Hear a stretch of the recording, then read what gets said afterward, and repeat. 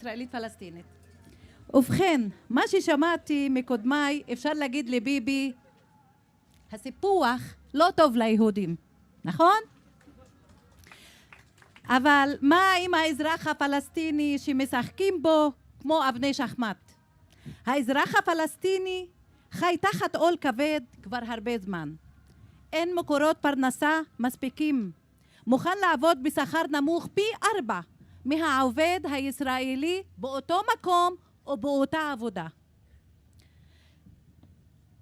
השליטה הישראלית על מקורות הפרנסה, על מקורות המים הפלסטינים המותרים לשימוש פלסטיני, קשיים בלהגיע לאדמות חקלאיות, חוסר אפשרות לפיתוח תעשייה בגלל הקשיים שמערימה ישראל, ומה לא.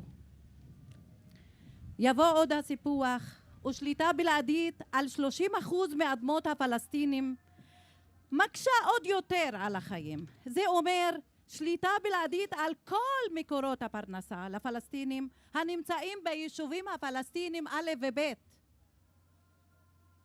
זה אומר לשים 3 מיליון פלסטינים בגטו, בית סוהר, דמוי עזה, ועוד יותר גרוע. כי אנחנו בקשר מתמיד ביחד עם העם הפלסטיני, זה לא כמו עזה שהיא קצת בצד. הם יחיו ללא כבוד. הרשות הפלסטינית לא תישא בעול הזה, לא תישא עוד יותר. קשה, היא תתפרק וישאר עם כאוב, פגוע, שיחפש את הכבוד שלו בציפורניים. מה שלא היה בשני העשורים הקודמים, ועל זה סיפרו הקודמים שלי.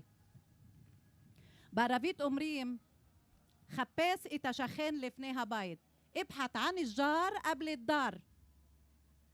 האם העם הישראלי רוצה שכן פגוע, עני, כאוב, שבמקום להתפתח בבית שלו ויבנה את גינתו ואת הנוף שלו, שכל השכנים יהנו ממנו, כן?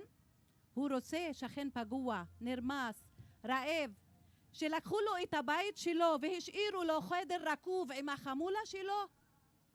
אני לא חושבת.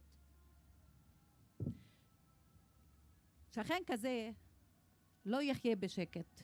הוא לא יחיה בשקט.